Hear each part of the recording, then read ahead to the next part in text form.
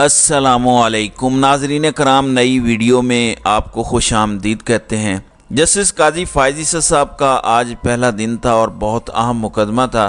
वैसे तो काजी फ़ायज़ ईसा की जो आज पहले दिन की प्रोसीडिंग थी उस पर बहुत सी बातें होंगी। आज के दिन की क्या क्या इम्पोर्टेंट चीज़ें थीं, रिमार्क्स कौन कौन से इम्पोर्टेंट थे, कब कब तलख़ कलामी हुई, दीगर बेतहाशा चीज़ें हुई जिन पर बात करेंगे। लेकिन पहले आज इस वीडियो में बात करेंगे कि आउटकम क्या आया। आउटकम यह है कि आज की समाअत बेनतीजा ख़त्म हुई है। बेंच किसी नतीजे पर पहुंच नहीं सका और उसकी वजह यह है कि ज़ाहिर है ये बहुत इम्पोर्टेंट मैटर है। इसमें भी बहुत से फ़रीक़ैन को सुनना है, बहुत से जवाबात देने हैं, जजेस के सवालात के जवाबात आने हैं और जब तक वो जवाब नहीं आते तब तक फ़ैसला नहीं हो सकता। नाज़रीन इकराम, शुरू में मैं आपसे एक सवाल करना चाहूँगा और वो ये है कि आपने मुख्तलिफ़ टीवी चैनल्स और यूट्यूब चैनल्स पर आज की प्रोसीडिंग्स को लाइव देखा होगा। आप ज़रा मुझे अपनी राय से ज़रूर कमेंट में आगाह कीजिएगा कि कैसा आपका एक्सपीरियंस रहा, आप क्या कहते हैं, आपने सुप्रीम कोर्ट के बारे में क्या तासुर लिया। आज नाज़रीन इकराम बहुत सी चीज़ें हुई। एक तो जस्टिस काजी फ़ायज़ ईसा पाकिस्तान के अदालती तारीख़ के वो पहले चीफ जस्टिस हैं जिन्होंने अपने बेंच की कार्रवाई टीवी चैनल के ज़रिए बराह रास्त दिखाई। जस्टिस काजी फ़ायज़ ईसा वो पहले चीफ जस्टिस ऑफ पाकिस्तान हैं शायद पाकिस्तान की अदालती तारीख़ में जिन्होंने चीफ जस्टिस का हलफ उठाने के बाद पहले ही दिन ना सिर्फ फुल कोर्ट मीटिंग की बल्कि फुल कोर्ट बिठाया भी, तमाम जजेस को ओपन कोर्ट में बिठाया और एक मुकदमे की समाअत भी की। और साथ ही जस्टिस काजी फ़ायज़ ईसा शायद वो Pakistan chief justice of Pakistan हैं पहले जिन्होंने 7-8 घंटों की तवील तरीन समाअत अपने पहले ही दिन की है। तो बहरहाल ये जस्टिस काजी फ़ायज़ ईसा के हवाले से इम्पोर्टेंट चीज़ें हैं। बाकी देखें कुछ चीज़ें हैं। एक तो माहौल काफ़ी टेंस था। जस्टिस काजी फ़ायज़ ईसा ने आज कोशिश की कि वो बेंच को उस तरह से कंट्रोल करें जिस तरह से एक मॉनिटर क्लास में स्टूडेंट्स को कंट्रोल करता है। आप टीचर की मिसाल इसलिए नहीं दे सकते क्योंकि सुप्रीम कोर्ट के तमाम जजेस की पावर्स बराबर होती हैं। ज़ाहिर है कि चीफ जस्टिस ऑफ पाकिस्तान के पास इंतज़ामी इख्तियार ज़रूर होते हैं, बसूरत दीगर वो उन्हीं में से एक जज ही हैं। मॉनिटर की तरह गो उन्होंने कोशिश की कि वो डांट डपट करके रोक के कि तुम चुप कर जाओ, तुम चुप कर जाओ, कोई सवाल ना करे, कोई बात ना करे, अब कोई सवाल नहीं करेगा, अब इसको बात करने दें। इन्होंने कोशिश की लेकिन वो हो नहीं सका। अब इसमें भी दो आ रहा है। एक राय ये है कि जब भी फुल कोर्ट बैठता है तो इस तरह के मसाइल माजी में भी आते रहे हैं। ज़ाहिर है 17 जजेस बैठते हैं, ये तो 15 जजेस से वैसे 17 जजेस होते हैं सुप्रीम कोर्ट ऑफ पाकिस्तान में। 17 जजेस अगर बैठे हों या 15 बैठे हों तो ज़ाहिर है ताबड़तोड़ सवालात आते हैं, इधर से सवाल आता है, उधर से सवाल आता है और वकील को बहुत ज़्यादा तैयार होना पड़ता है। देखें, मॉनिटर की तरह कंट्रोल करने की कोशिश जो नहीं कर सके जस्टिस काजी फ़ायज़ ईसा साहब, ये कोई बुरी बात नहीं है। इख्तिलाफ राय होना चाहिए, ये खूबसूरती है, बिल्कुल अच्छी बात है कि जजेस ने अपनी मुख्तलिफ आरा दी। और ये बहरहाल एक चीज़ है कि जजेस के बहुत ज़बरदस्त सवालात थे, रिमार्क्स थे। ख़ास तौर पर मैं ये ज़रूर कहना चाहूँगा और मैं हमेशा जस्टिस मुनीब अख्तर और जस्टिस एजाजुल एहसन की तारीफ़ करता हूँ। फिर जब justice Ayesha Malik supreme court में आई थी तब भी मैंने ये चीज़ आपको बताई थी कि वो कितनी ज़बरदस्त जज हैं, कितनी लायक जज हैं।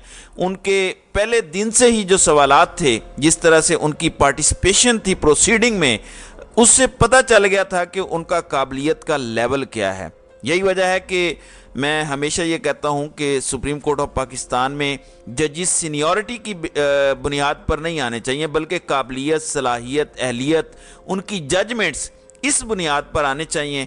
और यही बात चीफ जस्टिस ऑफ पाकिस्तान मियाँ साकिब निसार कहा करते थे, यही बात chief justice of Pakistan Umar Ata Bandial कहा करते थे, जस्टिस गुलजार और साथ ज़ाहिर बंदयाल साहब भी थे। उनका ये क्रेडिट है कि वो जस्टिस आयशा मलिक को लाए। जस्टिस साकिब निसार का ये क्रेडिट है कि वो जस्टिस मुनीब अख्तर जैसे ज़हीन जज को लाए। साथ ही ये भी बताना ज़रूरी है कि जस्टिस अतर मिनल्ला के भी बड़े ज़बरदस्त सवालात थे। लेकिन आज का दिन अगर आप मुझसे पूछें तो आज का दिन जस्टिस मुनीब अख्तर के नाम है, जिन्होंने जिस ज़बरदस्त अंदाज से सवालात उठाए, जिस तरह से उनकी क्लैरिटी है कानून के ऊपर, जिस तरह से वो तैयार होकर आते हैं, जिस तरह से हर चीज़ वो पढ़ कर आते हैं। कई बार हमने प्रोसीडिंग में देखा है कि कोई सामने खड़ा हो वकील दुनिया के किसी मुल्क के किसी बड़ी जजमेंट का हवाला दे तो मुनीब अख्तर ने वो ज़रूर पढ़ी होती है। वो उससे मुतालिक वकील को कहते हैं कि आप ये गलत बात कर रहे हैं, ये चीज़ ऐसे नहीं है। बहरहाल सुप्रीम कोर्ट को ऐसे ही ज़हीन जजेस की ज़रूरत है।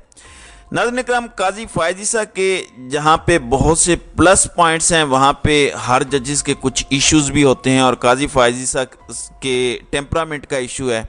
आज टीवी चैनल्स मौजूद थे, लाइव पूरा पाकिस्तान देख रहा था, दुनिया भर में पाकिस्तानी देख रहे थे, तो इतने इश्यूज़ आए।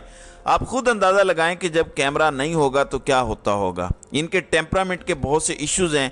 अब वो किस तरह से इसको मैनेज करते हैं ये आने वाला वक्त बताएगा, क्योंकि मैंने आपको बताया कि काजी फ़ायज़ ईसा के सामने माजी में जब जब इस्टेब्लिशमेंट के हवाले से कोई चीज़ सामने आई तो काजी साहब ने बहुत सख्त रिएक्ट किया, शाउट किया उनसे मुतल्लिका लोगों पर, वकला पर। और मैं एक हवाला आपको दे चुका हूं कि 21 मार्च को एक केस सुन रहे थे काजी फ़ायज़ ईसा, पंजाब में बलदियाती इलेक्शन का मामला था। उन्होंने कहा था कि परसों यानी 23 मार्च को यहाँ पर एक परेड होगी, टैंक चलाए जाएंगे और तासुर दिया जाएगा कि हम पाकिस्तान बनाने वाले हैं, हालांकि ये पाकिस्तान तोड़ने वाले हैं। तो इतने सख्त काजी फ़ायज़ ईसा ने रिमार्क्स दिए थे। फिर उन्होंने तहरीक इंसाफ की हुकूमत को कहा था कि आप पंजाब में इलेक्शन नहीं करवाना चाहते ताकि लोगों में जो नफ़रत का लावा पक रहा है वो फटे और पंजाब पाकिस्तान से अलग हो जाए। तो इतने एक्सट्रीम काजी फ़ायज़ ईसा ने रिमार्क्स दिए थे। नाज़रीन इकराम, इसके बाद मैंने जैसे आपको बताया कि दर्जनों बार उन्होंने रोका जजेस को भी कि आप ना सवाल करें, लेकिन जजेस सवाल करते रहे। यहाँ तक कि जस्टिस अतर मिनल्ला भी सवाल करते रहे, मंदोखेल साहब सवाल करते रहे। अगर कोई ये कहे कि वो बंदियाल का जो एक सो कॉल्ड नैरेटिव था ये उनके धड़े के जजेस थे, तो उनके साथी जजेस भी ये कर रहे थे, ऐसा नहीं है। बल्कि वो जजेस जो काजी फ़ायज़ ईसा के करीब समझे जाते हैं वो भी सवाल करते रहे। जजेस का काम ही सवाल करना है, क्लैरिटी लेना है, वरना वो फैसला कैसे करेंगे।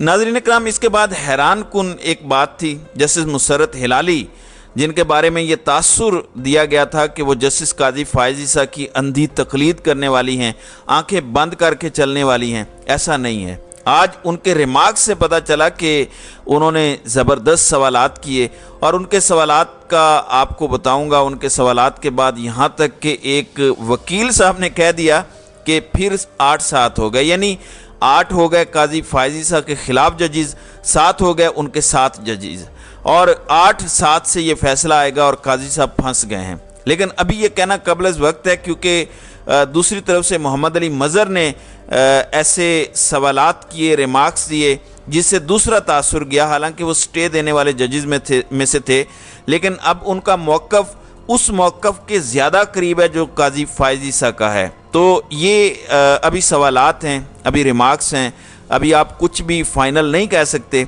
उसकी एक वजह यह भी है कि कुछ जजेस मुकम्मल खामोश रहे। इस पर भी मैं आपको जब पूरा माहौल बताऊंगा, थोड़े से नोट्स लेकर अगली वीडियो में, कि कौन कौन खामोश रहा, किसने कितने सवाल किए, तो इस पर फिर बात करेंगे। बहरहाल वकला आज डिस्टर्ब थे, जिस तरह से प्रोसीडिंग चल रही थी, जजेस आपस में एक दूसरे को रिमार्क्स के ज़रिए काउंटर कर रहे थे। पूरे पाकिस्तान में ये वीडियो लाइव गई तो कुछ वकला डिस्टर्ब थे कि ये होना नहीं चाहिए, और साथ ही एक मौके पे तो काजी फ़ायज़ ईसा और इम्तियाज़ सिद्दीकी जो वकील हैं उनकी आपस में काफ़ी नोक झोंक हुई और सख्त जुमलों का तबादला हुआ। जब इम्तियाज़ सिद्दीकी ने कहा कि आप मुझे रेडिक्यूल कर रहे हैं, आप मुझे बात नहीं करने दे रहे, मैं आपको ऐसा नहीं करने दूंगा, इस पर फिर काजी फ़ायज़ ईसा भी पीछे होकर बैठ गए और काजी फ़ायज़ ईसा ने ज़रा तहम्मुल से काम लिया। आज ये पहली मरतबा नाज़रीन करम हुआ है कि काजी फ़ायज़ ईसा बेंच पर डोमिनेट नहीं कर सके, वरना काजी फ़ायज़ ईसा जब बेंच में शामिल तीसरे जूनियर जज होते थे, यानी मिसाल के तौर पे जैसे फैज़ाबाद धरना केस था, एक दूसरे जज प्रिजाइड कर रहे थे, लेकिन काजी फ़ायज़ ईसा उनमें से तीसरे नंबर पर थे, लेकिन काजी फ़ायज़ ईसा ने ही डोमिनेट किया और वो पूरी प्रोसीडिंग काजी फ़ायज़ ईसा ने चलाई और फिर जजमेंट भी काजी साहब ने लिखी। बहरहाल काजी फ़ायज़ ईसा का ये रहा है, लेकिन आज पहली मरतबा जब से उनका अदालती कैरियर हम देखने लगे हैं, पहली मरतबा ऐसा हुआ है कि वो डोमिनेट नहीं कर सके चीफ जस्टिस ऑफ पाकिस्तान होने के बावजूद। اس کے بعد آج کی پروسیڈنگ بغیر کسی نتیجے پر ختم ہو گئی ہیں، اور اس کی وجہ یہ ہے کہ بہت سی چیزیں رہتی ہیں۔ قاضی فائز عیسیٰ آج اس کیس کو ختم کرنا چاہتے تھے۔ قاضی فائز عیسیٰ اس لیے آج حکم امتناع کو ختم کرنا چاہتے تھے کیونکہ قاضی فائز عیسیٰ یہ کہہ چکے ہیں کہ میرے حلف کے خلاف ہے اگر میں اس قانون کے ہوتے ہوئے بینچ بناتا ہوں یا بینچ میں بیٹھتا ہوں۔ لیکن اب قاضی فائز عیسیٰ نے یہ کہہ دیا ہے کہ انہوں نے اپنا یہ اختیار سرنڈر کرتے ہوئے والنٹیئرلی یہ کہہ دیا ہے کہ میں 2 ججز کی مشاورت سے ہی بینچز بناؤں گا، سردار طارق مسعود اور جسٹس اعجاز الاحسن کی مشاورت سے بینچ بناؤں گا، اور حکم امتناع برقرار رہے گا۔ لیکن ٹیکنیکلی حکم امتناع ایک طرح سے آپ سمجھیں ختم ہی ہو گیا، کیونکہ ابھی سے وہ مشاورت کرنے لگ جائیں گے جو قانون کی ایک ریکوائرمنٹ تھی اس کے مطابق ہی۔ اب 3 اکتوبر تک سماعت نہیں ہے کیونکہ جسٹس منصور علی شاہ نے ملک سے باہر ٹریول کرنا ہے۔ ظاہر ہے تمام فریقین کو سن کے تسلی سے ان کے سوالات کے جوابات لے کر ہی فیصلہ ہوگا۔ اب کل کے لیے دیکھتے ہیں کون کون سے کیسز ہوتے ہیں، کون کون سے بینچز ہوتے ہیں، کون سی کاز لسٹ آتی ہے۔ یہ بہت امپورٹنٹ ہوگا کہ کون کون سے بینچز قاضی فائز عیسیٰ بناتے ہیں، کون سے کیسز لگاتے ہیں، اور اس ویک میں کیا کوئی بڑا کیس لگتا بھی ہے یا نہیں لگتا، چاہے وہ 90 دن میں الیکشن کا معاملہ ہو، چاہے وہ ملٹری کورٹس کا معاملہ ہو، چاہے آفیشیل سیکرٹ ایکٹ کا معاملہ ہو، آرمی ترمیمی ایکٹ کا معاملہ ہو، یا وہ کیسز جن کا قاضی فائز عیسیٰ ماضی میں کہتے رہے کہ وہ کیسز نہیں لگائے جاتے، ان میں سے وہ کون سا کیس لگاتے ہیں، کون سا نہیں لگاتے، یہ امپورٹنٹ ہے۔ دیکھتے ہیں اس حوالے سے جو بھی فردر ڈیولپمنٹس ہوں گی میں آپ کو انشاءاللہ اس سے آگاہ کروں گا۔ تو ناظرین کرام، آپ کی اس ویڈیو کے حوالے سے کیا رائے ہے؟ آپ اپنی رائے کا اظہار کامنٹ سیکشن میں ضرور کیجیے گا۔